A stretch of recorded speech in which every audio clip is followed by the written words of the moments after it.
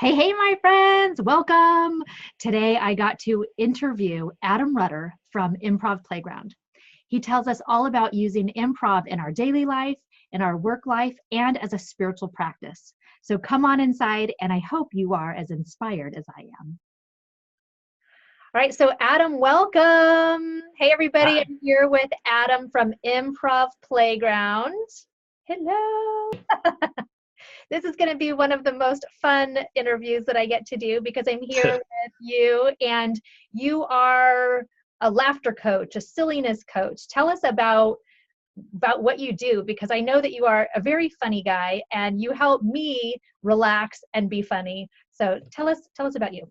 Well, first off, I guess no pressure, right? Okay. Well, I do a lot of things, a lot of creative and business endeavors, but the one we're talking about now is Improv Playground.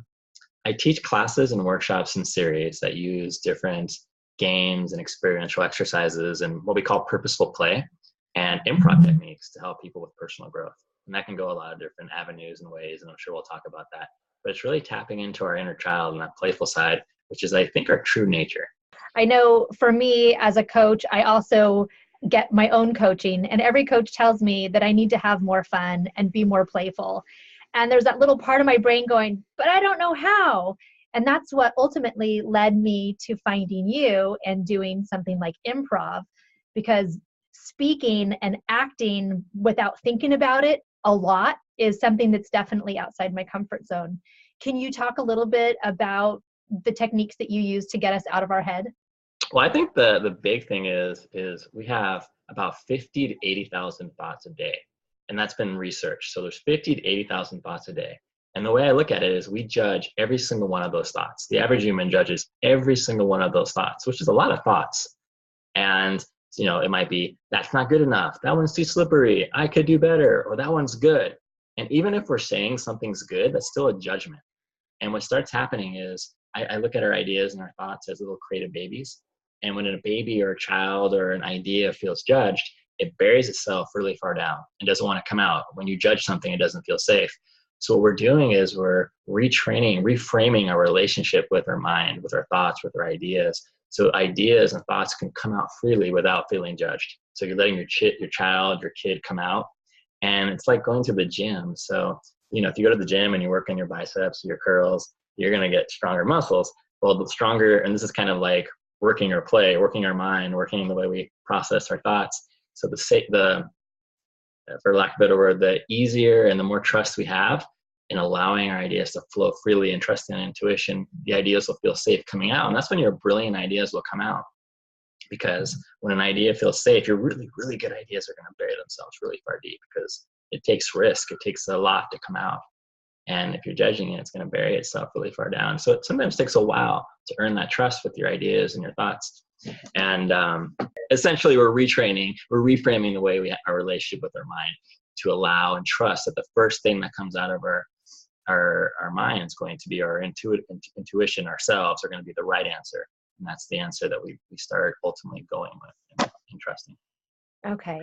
I definitely noticed that when I was in your workshops or play shops, like you call them.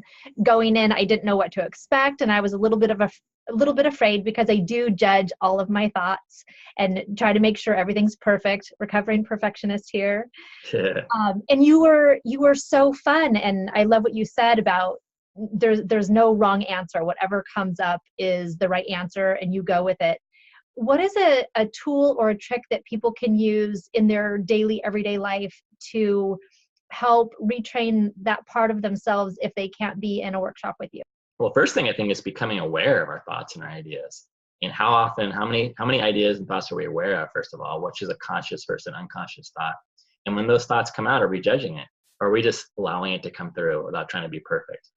And then in improv in general, not just in what I do, but improv in general, there's a golden rule that says yes and. And what yes and means is you have to say yes to everything. And that sounds kind of counterintuitive because we're so used to like fighting for ideas and maybe saying, no, that's not practical, or like, no, my safety might be in jeopardy. But improv says you have to say yes. That mindset is so powerful.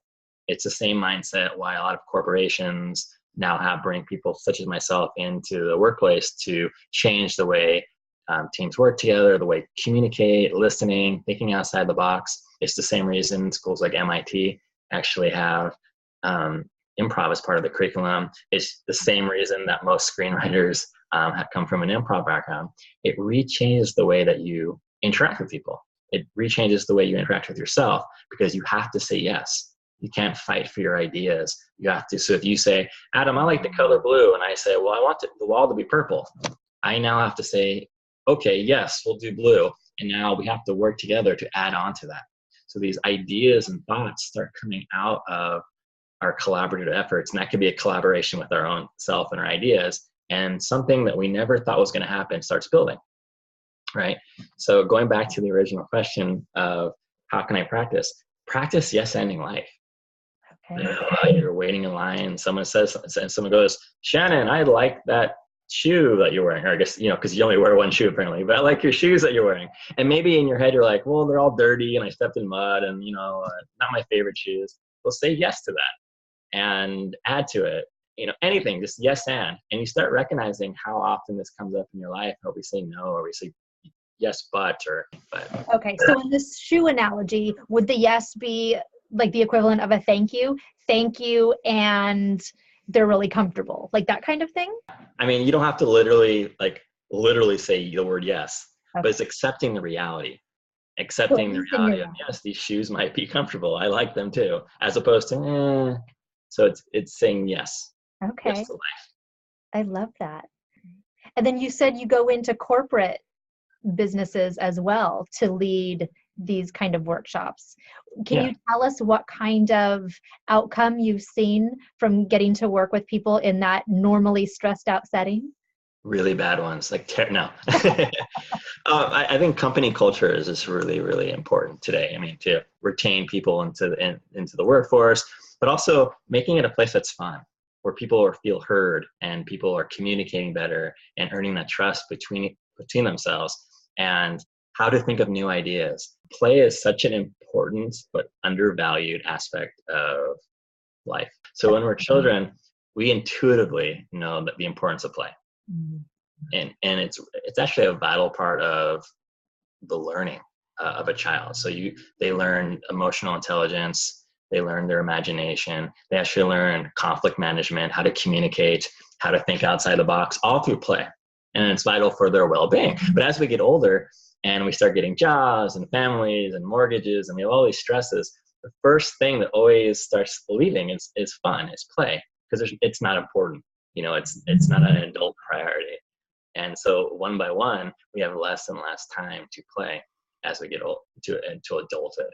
And then oftentimes, and no judgment against this, but oftentimes in American culture, when we do play, it's okay, we're at the bar drinking, or that's the excuse we give ourselves to play. Right. What happens is when you take out play, you're actually taking out a big, big part of your well-being. It's a crucial part of our well-being. So, and when you're playing, you're just getting into that natural part, that part of you that's responsible for creativity, the part of you that's responsible for imagination. It's responsible of thinking outside the box and coming up with new ideas, thinking just all the magic of your life comes from play. And the more play you can add, the better. So when you bring that into a company, and the culture of a company, it impacts that. When it impacts trust, think about why you're friends with your friends. It's people that you play with in one form or fashion. If it's a board game, or maybe it's going to the bar and drinking, maybe somebody you have conversations with, play sports, you're playing. And there's different ways to play. And unfortunately, many people have lost the art of playing. Mm-hmm. It's really interesting how important and vital that is in the workplace as well. I really like what you said. It sounds like a lot of times in the workplace, we need to have this thing called compromise, like your idea versus my idea, and I'm going to compromise, which means somebody has to lose. But it sounds like when you bring the yes and, it turns it more into collaboration, and it opens the door for all that communication, for all those new ideas. Does that sound right? Totally. It's we do an exercise that I call extreme yes-anding. Okay. And in the workshops and classes, and it's how often do we really, really, really listen to somebody? And you can kind of feel when someone's not 100% listening. Like, how many times has someone been texting and you're having a conversation with them and you're like, what did I say? And they repeat exactly what you said, but it's just like a mental regurgitating of the words, but didn't really sink in. And you can feel that, like whether that's an energetic thing or perceptive thing, you can feel when somebody's not like fully present. And then compare that to someone who's really, really present, who's really listening. And there's a trust of, I'm going to be able to say what I want to say. The person receiving it is going to receive it. So now I feel really heard, like they really heard. And then there's space for me to talk without being cut off. So in this exercise, this extreme yes ending, we're going back and forth, repeating what the person said to us and then adding information to it. But we have to reframe the way it's said. So it's from my perspective if you were saying it. So if you said, Adam, I want to eat some food. And I would go, you want to eat some food. And then I would add information. And I think it should be a hot dog. And then you would repeat it. You think it should be a hot dog. And I think it should have relish and ketchup. So we go back and forth. And it sounds like a mundane activity, but it's not. Because when you start doing that, you become so aware of what the other person's saying. And you learn that you have to be 100% mindful and not thinking about what you're going to say afterwards, but really listening. Because when you start thinking about what the other person's going to say, you're not fully present. And you start really learning how often you're present versus not being present, and how, what real, true 100% listening feels like on the receptive end and on the communicative, I don't know the technical word, speaking end, I guess. Okay. And then this whole dance starts going. And then once you get into that like rhythm and you really sink in with your partner in this activity, like that's when magic starts happening, and people are surprised what comes out of their mouth. And all they're doing is listening deeply and adding a little bit of information. So that's a lot of the trust and collaborative work that happens when you're working with someone who is using improvisational techniques. Is there's not a fear of, oh, if I say something, they're going to cut me off before I'm finished because they're trying to get their thoughts and their ideas in. This person's really going to listen. Let it sink in and then add information. And I'm going to do the same. So it's a trust exercise as well. Yeah, so I've done 4 of your classes, and in one of them, I did that extreme yes and with a partner. And it's so funny is as you're telling the story about extreme yes anding, I'm remembering what it felt like in that instance. And I felt so heard and understood. And it was probably the most profound exercise that I got to do within the workshop. And I could feel it. And it did have its own energy. And I remember when I went home that night and my husband said, how did it go? I just felt like it went really well. And I didn't really know how to put my finger on it. But what you just said was right. I felt so heard and so understood that I was in complete trust with everybody that was there in the circle. So I love that you brought that up, and then it gave me that chance to reflect a little bit more. Yeah. And thank you for actually sharing that. It's always really cool to hear everyone's stories and their experiences when they take it home, because you take it into, like I always say, improv mirrors life. It's complete reflection of life. And that's actually why I continue to facilitate, I guess the best word, improvisation is when I was performing, and I performed and did all the shows, and we went up and down California doing shows for over 15 years, I started recognizing how much my life was mirrored through improvisation, and then how much improvisation mirrored my life. So the more I learned about improv, the more I literally, sounds silly, but the more I learned about myself and vice versa. So I learned how I communicate with others, how I show up in relationships or in the world itself, how I communicate just in so many different layers that are personal to each individual. Mm-hmm. And I was like, wow, this is amazing. And I wanted to share these skill sets, these life skills with other people. Yeah. Now, what did you want to be when you were a little kid? Like, did you grow up thinking that you were going to be something in the acting world, or making people laugh, or bringing joy to the masses? Well, I think there's a couple of things I wanted to be. At one point, I definitely wanted to be a professional baseball player, or football player, or some athlete. Mm-hmm. But when I was a kid, actually, I used to get all these presents, like many kids get on their birthdays or the holidays, and like I get like hundreds of dollars worth of like toys, which were great. I love the toys. But the things that I was most interested in were like the cardboard boxes that the toys came in, or the pad of paper that was thrown in. And I would just like draw and do stories. And then when I got a little bit older, I used to take all my action figures. I was really into Transformers. And I would literally stay in my room. I didn't know at the time, but I was making movies and improvising the movies as I went with all the characters.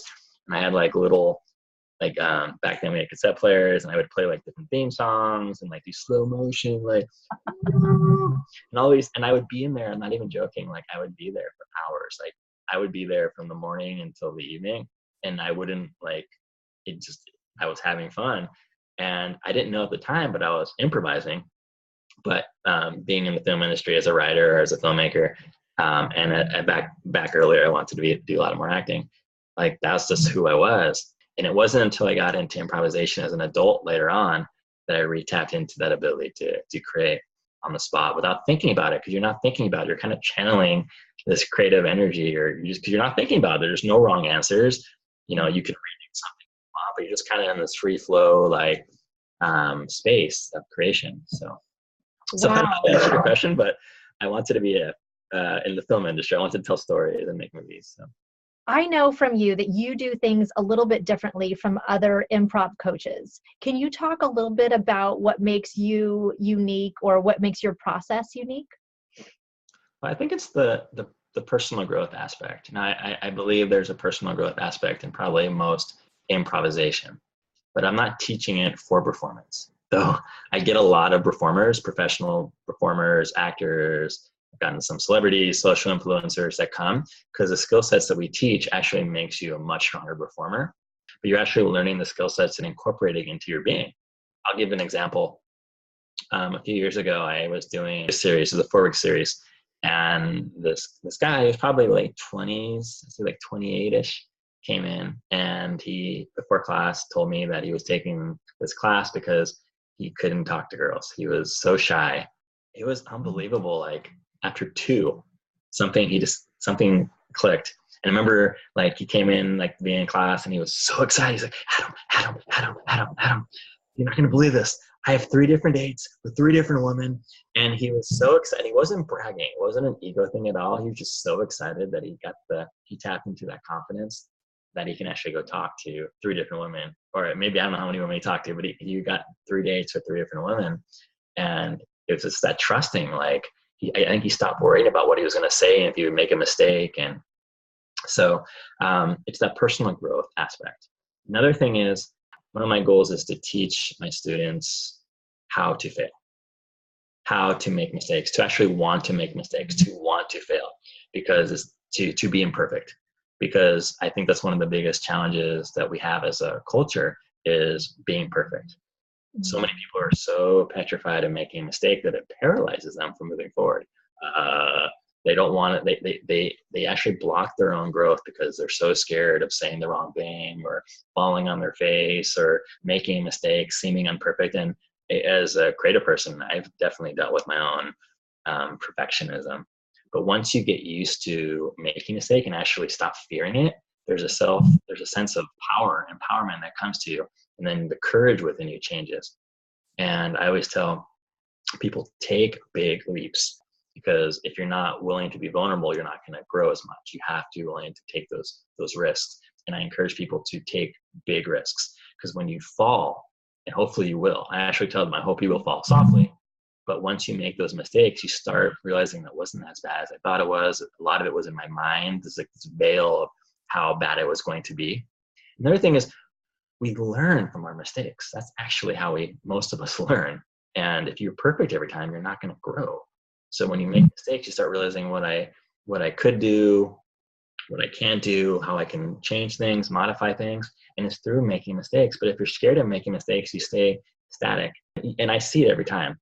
After a while, after enough repetition or different exercises, enough, a couple classes sometimes, there's just self-confidence, just a comfort in people's own skin that starts happening because they're getting out of their head. And I'll see it. Like I can see people on the first day of a 4-week series are like all stiff. And I don't know if you can see my body like stiff and like they're scared.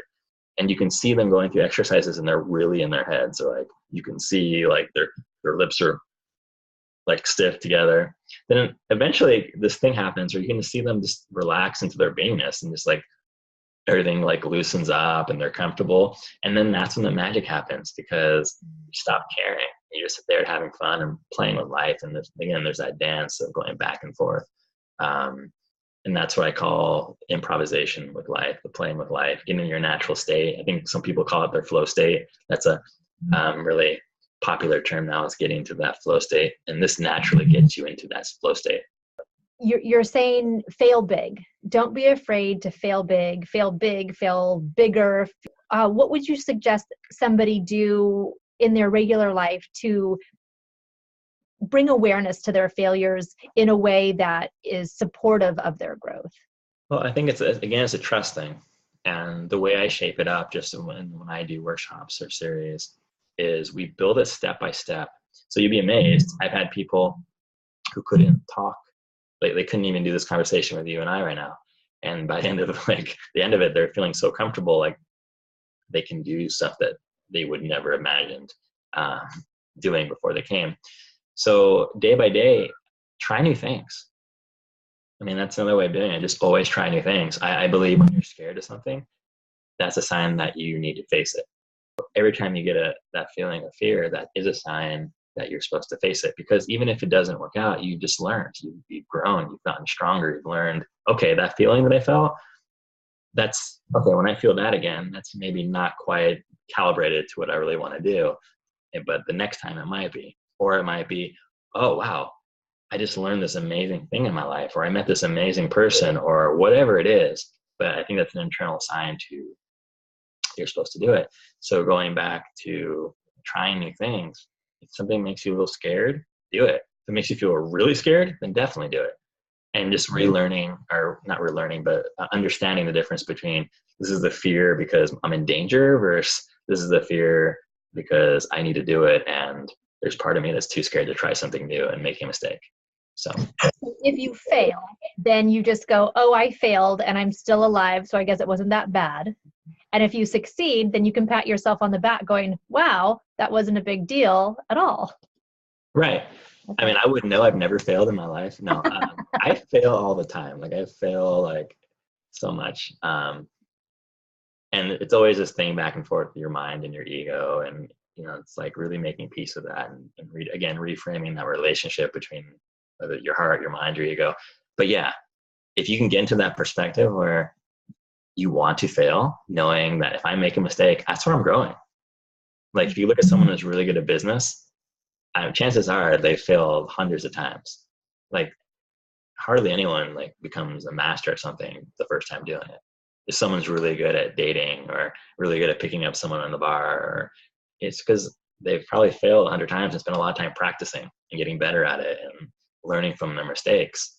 Whereas you have the really shy people who maybe never do that because they're too scared of rejection or too scared of making those mistakes or approaching people.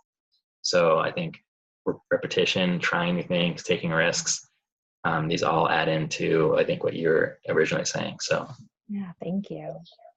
So let me ask you this. How can people learn from you? Are you just in San Diego, or are there other ways that people can get in touch with you if they want to learn through play and laughter? Yeah, there's a couple different ways.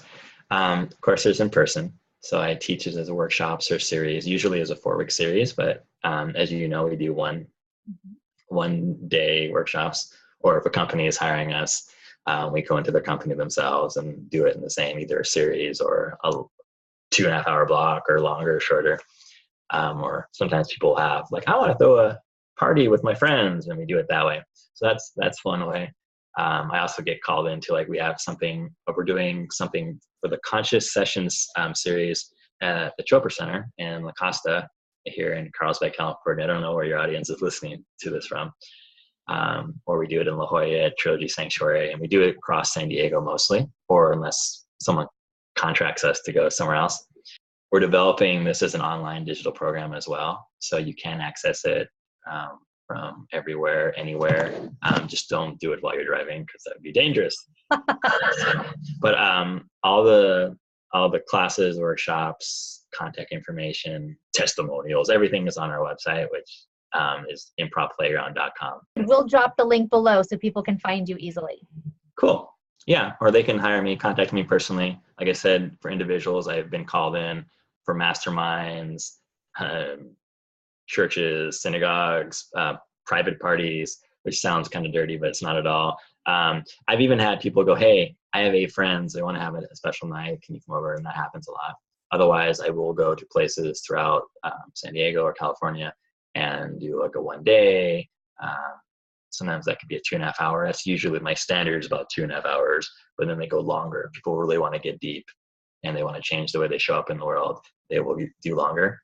If you go regularly and consistently and have a routine, then that's when you see the sustained growth. So the reason I do it in 4-week or longer series is that's the amount of time it actually takes to really start maintaining it.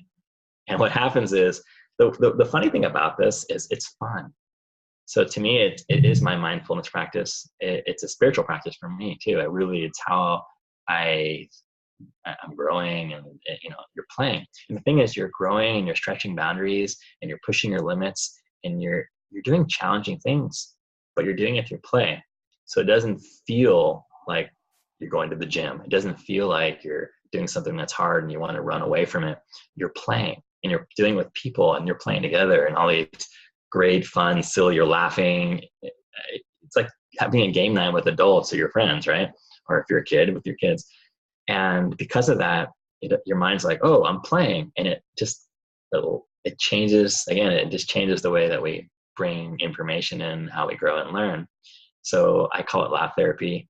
And because of this, it's kind of addicting. It becomes a part of your life. And if you ever see a bunch of friends that do improv together, you see them at a restaurant, like at a table, they are the loudest group. They're having so much fun. The servers either love or hate them because they're so much fun. They're laughing and like they're goofy and they're so comfortable with each other. And it's that intimacy so you're getting this awesome intimacy with the people you do it with, and you're all becoming very vulnerable, but you're doing it playfully. You're being silly. So it's this playful vulnerability, which is, so the relationships and the connections that you develop are amazing. I actually really encourage people, if they're,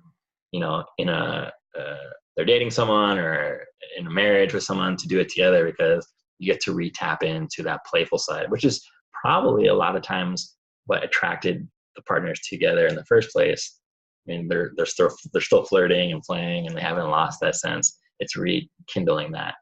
And so I love everything you just said. I feel like I need my own little improv group to go be in a restaurant laughing. It's so, I could feel the words coming out of you and the camaraderie that your words were capturing. It definitely draws me in, and I'm sure it will draw a lot of people in. And I'm so excited that you have these opportunities for us to get to know you and get to know ourselves. I love how you said it's like a spiritual practice. For somebody who can't sit and meditate for 2 hours, they can go improv, play, get in touch with their inner child, and that could be a way that they can reconnect and find themselves. It's all beautiful. Thank you so much for sharing all of your ideas and your laughter with us. Yeah, thank you for having me. I've never done this before. This is like, ooh, I feel like people, a lot of times I'll get people will say improv and they get really scared or nervous. Like, I can't improv. Oh no, I can't go and perform. And I it's funny to me because humans improvise 24 hours a day, 7 days a week. You're always improvising. We're improvising right now. Like when you're having a conversation with somebody, when you're talking to somebody, when you go shopping, when you're like picking up your child from school, like every single moment, unless you're reading off a script, you're improvising. And even then you're kind of improvising, like how you're do it. We don't think about that as improvisation, but we put a label on it. We're improvising now, then people get nervous and like there's this fear of failure, right? And so I think that's why you hear that expression, improv is life. Really, really is true. And just getting back, again, using that word flow state, tapping back into that flow state.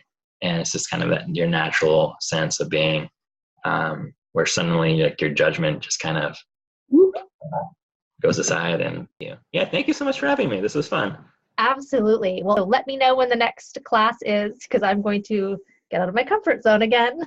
Yeah. And how about a waiting list for the digital program? Is there anything like that? Can people get a hold of you and say, hey, Adam, I want to be the first to know when you have this ready? Yeah, totally. You can message me as well, the same contact, and just go, I want to get on the waiting list. By the way, your backdrop looks so much better than mine. I love your backdrop. Thank you. It looks so It's my little starry night. good. This is a white plain wall. Woo! It is a blank canvas. It is. That was a really good improvised response. Thank you. Yeah. I'm learning. Well, Adam, thank you so much. Thank you. You too. Yeah.